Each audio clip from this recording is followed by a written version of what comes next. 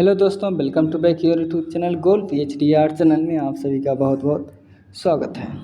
तो हम इसके पहले पढ़े हुए थे पाल शैली, अब हम पढ़ेंगे जैन शैली और गुजराती शैली। तो चलिए हम लोग पढ़ते हैं। देखिए,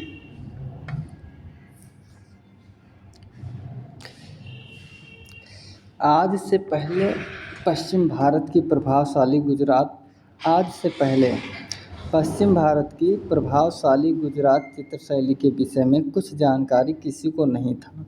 यानी कि पश्चिम भारत में इससे विषय में गुजरात शैली किसी को जानकारी नहीं था। तो जानकारी कब हुआ? तो देखिए, 8वीं से 9वीं शताब्दी तक का समय इस कला का अंधकार युग रहा है। कौन सा? अंधकार युग।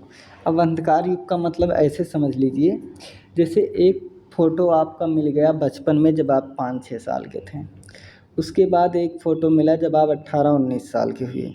तो यानी कि जो बचपन में 5-6 साल से 18-19 साल के बीच में आपका कोई फ़ोटो नहीं है ना, बहुत लोगों का नहीं है, तो यही बीच का जो समय है अंधकार कहा जाता है। क्योंकि इसमें आपके कोई फ़ोटो के जैसे साक्ष्य नहीं मिलते, वैसे ही कला में जब कोई साक्ष्य नहीं मिला, उस दो शुरुआत के और जब से नहीं मिला, जब से लास्ट में मिला था और जब से अब मिला, इसके बीच का समय यही कहा जाता है कि 8वीं 9वीं शताब्दी तक इस कला का अंधकार युग कहा जा रहा था, क्योंकि कोई प्रमाण नहीं मिले थे। आगे देखिए, फिर आए हमारे डॉक्टर आनंद कुमार स्वामी जी महाराज। ठीक है, कौन? डॉक्टर आनंद कुमार स्वामी जी। और डॉक्टर आनंद कुमार स्वामी जी ने इस संदर्भ की जानकारी देने वाले पहले विद्वान थे।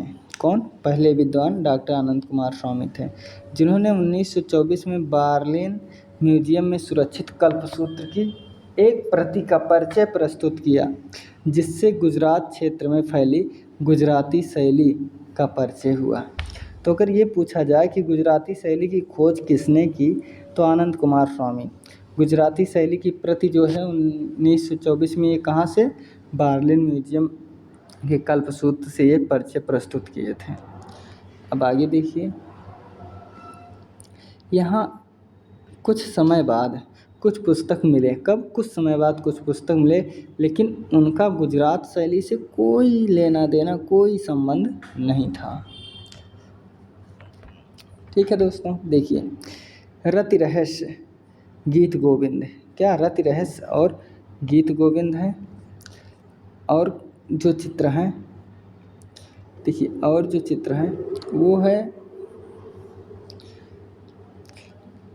बाल कृष्ण गोपाल दुर्गा सप्तदशी। क्या? बाल कृष्ण गोपाल प्रस्तुति और दुर्गा सप्तदशी है।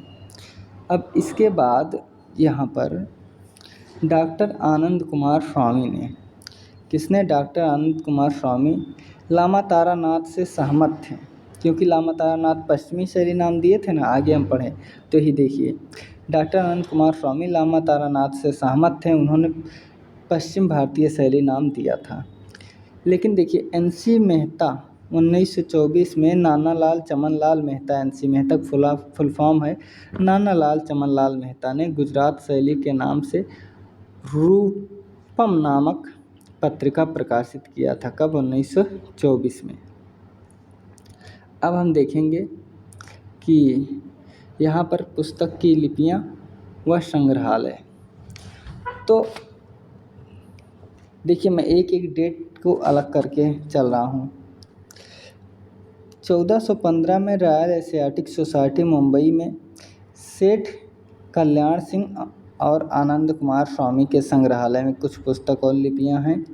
1926 में जैसलमेर राजस्थान के सरस्वती ज्ञान भंडार, 1939 में राष्ट्रीय संग्रहालय नई दिल्ली, और 1964 में जौनपुर संग्रहालय, और गुजरात संग्रहालय जो है 1967 में।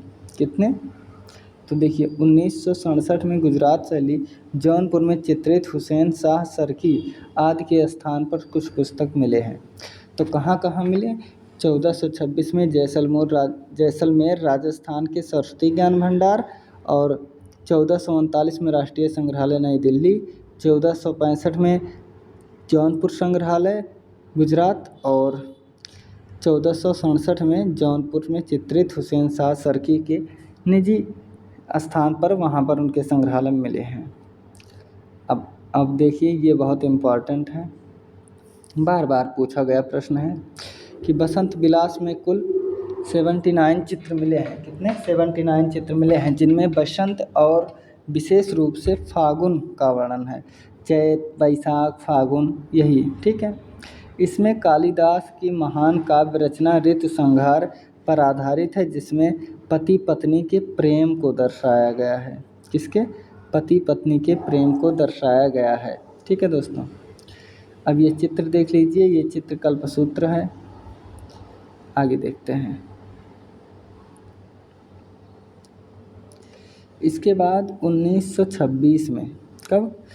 1926 में प्रकाशित NC लाल चमन लाल मेहता की पुस्तक studies in Indian painting of Gujarat. क्या?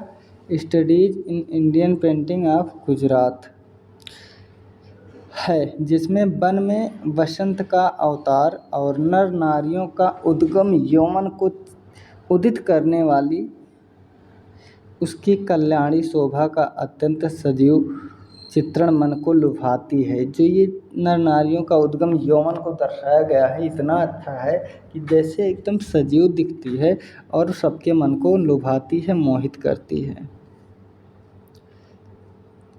आगे देख लीजिए। देखिए, पश्चिम भारतीय शैली के जो प्रमुख केंद्र हैं, अहमदाबाद गुजरात, मालवा जौनपुर पंजाब, बंगाल उड़ीसा, अवध नेपाल और बर्मा। कौन कौन? अहमदाबाद गुजरात, मालवा जौनपुर पंजाब, बंगाल उड़ीसा, अवध नेपाल व बर्मा आदि क्षेत्र हैं। अब इसके अलावा जो है, इसके अलावा जैन चित्रकला की प्रमुख विषय जैन चित्रकला का जो प्रमुख विषय है वो तीर्थंकर और उनकी जीवनी थी। क्या? तीर्थंकर और उनकी जीवनी, जो भारत के पश्चिम क्षेत्र में है। देखिए, पाल शैली पूर्वी में थी और जैन शैली पश्चिम में थी। ठीक है, ये सब चीज़ें आप जाने रहिएगा।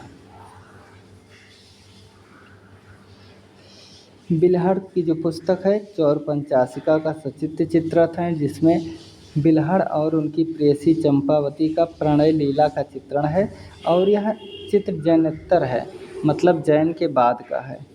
1929 में गांगुली ने बाल गोपाल प्रस्तुति की तुलना जैन कल्पसूत्र और कालकाचार कथा से की है। किसने? गांगुली जी ने गोपाल स्तुति की जो तुलना है, ये जैन कल्पसूत्र और कालकाचार कथा से किए हैं। और देखिए नोट, इन चित्रों में कान, आँख, नुकीली नाक एलोरा के चित्रों की याद दिलाती है। किसकी? एलोरा में, जैसे एलोरा गुफा में बना है वैसे ही बना हुआ है। तो यहाँ पर किसका प्रभाव है? एलोरा गुफा का। अब हम आगे देखेंगे अपभ्रंश शैली, आगे देखेंगे अगले वीडियो में अपभ्रंश शैली। ठीक है, अपना ख्याल रखना। टेक केयर दोस्तों।